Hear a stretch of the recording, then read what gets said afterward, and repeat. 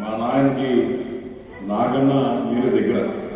ఎందుకంటే నేను పుట్టి ఇప్పటికి ఈ నెల 29కి 40 సంవత్సరాలు అవుతుంది. కానీ ఆయన మీతోని దగ్గర 40 సంవత్సరాల ఖర్చులకు మీతోనే గడిపాడు, మీతోనే ఉన్నాడు, మీతోనే వెళ్ళిపోయాడు. ఈరోజు ముందుగా ఆయన స్మరించుకుంటూ అట్లనే మా చిన్నాన్న ఏ రకంగా శ్రీకాళహస్తి మండలంలో కావచ్చు, వేరే మండలంలో కావచ్చు ఆయన కష్టపడి పనిచేసి ఆయనకంటే ఒక మంచి పేరు తెచ్చుకున్నాడు. ఆయన్ని కూడా ఈరోజు స్మరించుకుంటూ ముందుగా ఇక్కడ రాంబాబు నాయుడు గారికి, జయచంద్ర నాయుడు గారికి, చెంచయ్యకి, మధునాయుడు గారికి, మదన్ నాయుడు గారికి, చట్టనాయుడు గారికి, రామకృష్ణ నాయుడు గారికి, మస్తాన్ నాయుడు గారికి, భాస్కర్ నాయుడు గారికి, రామనాయుడు గారికి, డిఎస్పీ గారికి, మరి ముందుగా ఇంకా వేరే ఎవరైతే అందరు ఉన్నారు స్టేజ్ మీద అందరి పేరు చెప్పాలంటే మరి సాయంత్రం అవుతుంది, ఎందుకంటే అంతమంది వచ్చారు కాబట్టి చాలా ఆనందమా. నాకు ఇక్కడికన్నా అక్కడ చూస్తే ఆనందం కాదు. ఎందుకంటే మాకు అక్కడికి ఇంతమంది వచ్చారంటే నిజంగానే చాలా ఆనందంగా ఉంది. 2019లో వెలవల దాకా తెలుగుదేశం పార్టీ వెలవలాడిపోయింది, అదైతే వాస్తవమే. కానీ ఈరోజు చూస్తే తెలుగుదేశం పార్టీకి నాకు ఇంతమంది పెద్ద ఎత్తున కుటుంబ సభ్యులు వచ్చిన దానికి చాలా ఆనందం ఉంది. మా నాన్నగారు ఎప్పుడు చెప్పేటోడు కాళహస్తిలో, అరే ఒకసారి వాళ్ళ దగ్గర పోయి వాళ్ళని ఒకసారి ప్రేమించరా, ఇంక జీవితాంతో ఎవరి గురించి ఆలోచించో వాళ్ళ గురించి ఆలోచిస్తూ వాళ్ళతోనే ఉంటాము కాబట్టి వాళ్ళని ఎప్పుడు వదులుకోమాక అని ఎప్పుడు చెప్పేటోడు. చూస్తే ఈ 5.5 సంవత్సరాలు ఏ రకంగా కుక్కల చెప్పిన విస్తరైంది కాళహస్తి.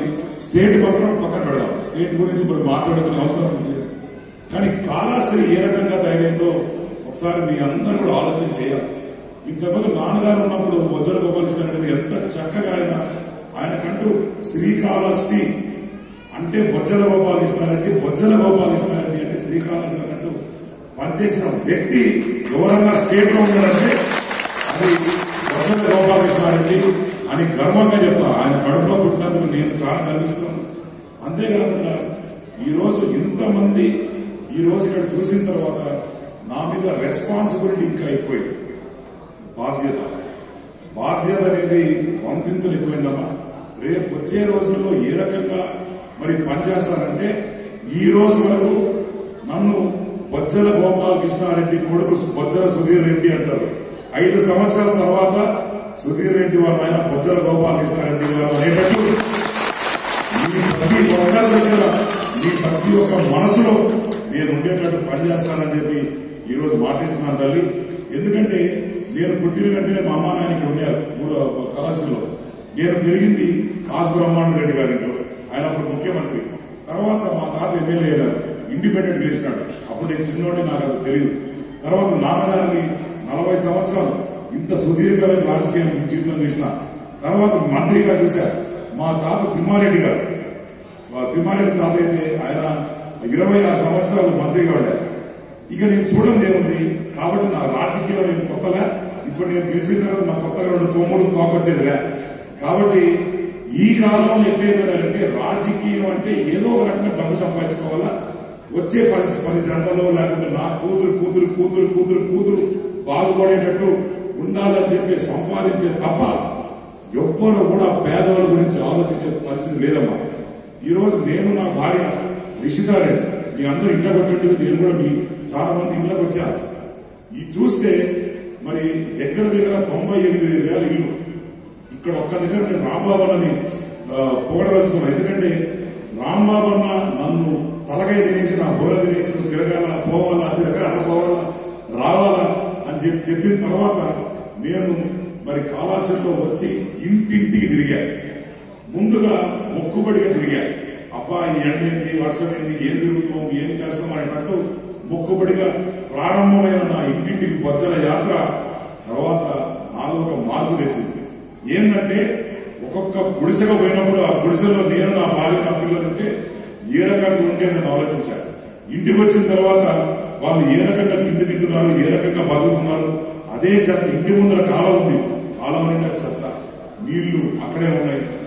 ఈగలు పందులు, అదే ఎప్పుడు కూలిపోతుందో తెలియని ఇల్లు. ఇట్లా ఇంట్లో నేను నా పిల్లలుంటే ఏ రకంగా ఉంటుందని ఆలోచించాను. అప్పుడు అర్థమైంది వాళ్ళ బాధ ఏందో. ప్రతి ఇంటికి పోయేటప్పుడు అందరితో మాట్లాడే, అమ్మ ఏం చేస్తే బాగుంటుంది, ఏం చేస్తే బాగుంటుంది, ఏం చేస్తే బాగుంటుంది. ప్రతి ఒక్కరు దగ్గర 39 నుంచి 40% మీరు నమ్ముతారని నమ్మలో కనీసం మంచి ఇల్లు కూడా లేదు, ఉండేదానికి స్థలాలు కూడా లేవు కళాశాలలో. నేను తర్వాత ఆలోచించా ఏదో చేయాలి. తర్వాత చంద్రబాబు నాయుడు గారు ఇప్పుడు 4-5 సార్లు వచ్చిన ప్రతి మారు ఆయన చెప్పింది ఒకటే, నాకు కాళహస్తిలో నువ్వేం చేస్తావో తెలియదు, నాకు మాత్రం 50 నుంచి 60 వేల ఇల్లులు కావాల్సిందే, నాకు 2 సెంట్లు భూమి ఇవ్వాల్సిందే, ప్రతి ఒక్క పేదవాడికి ఇల్లు ఇవ్వాల్సిందే, అది కొత్త ఇల్లు ఇస్తా, అది ఎట్ట చేస్తామో నాకు వదిలిపెట్టు అని చెప్పి ఆయన చెప్పడం జరిగింది. ఇస్తా అని చెప్పినాడు. అక్కడే కాళహస్తి టౌన్ లో కూడా టిట్కో ఇల్లు ఉన్నాయి. దగ్గర 7,601 ఇల్లు రెడీగా ఉన్నాయి. అవన్నీ వచ్చిన తర్వాత వచ్చే 6 నెలల లోపల, అంటే జూన్ 4వ తేదీ గెలుస్తున్నాం, అక్కడి నుంచి 6 నెలల లోపల ఈ 7,600 చిల్లర ఇల్లులో ప్రతి ఒక్క కుటుంబం ఉండేటట్టు చేసే బాధ్యత నేను తీసుకుంటానని మీకు ఈరోజు మాటిస్తాను. అంతేకాకుండా మన community, Velma community one of the strongest community. ఒక నమ్మకానికి మారిపోయిన వెల్మలు. ఎందుకంటే ఈ రోజు నాతో పాటు ఉన్న, నా చుట్టుపక్కల ఉన్న, నా దగ్గర నాకు సగభాగం అనుకోవచ్చు, వాళ్ళందరూ కూడా మోస్ట్ ఆఫ్ ద పీపుల్ వెల్మలే. ఇక్కడ ముందు కూర్చున్న వాళ్ళు కావచ్చు, వీళ్ళందరూ ఇంతమంది వచ్చిన వాళ్ళు కావచ్చు, వీళ్ళందరూ కూడా ప్రతిసారి నాన్నగారి విజయంలో సగభాగం అయ్యి కష్టపడి వాళ్ళందరూ ఏదో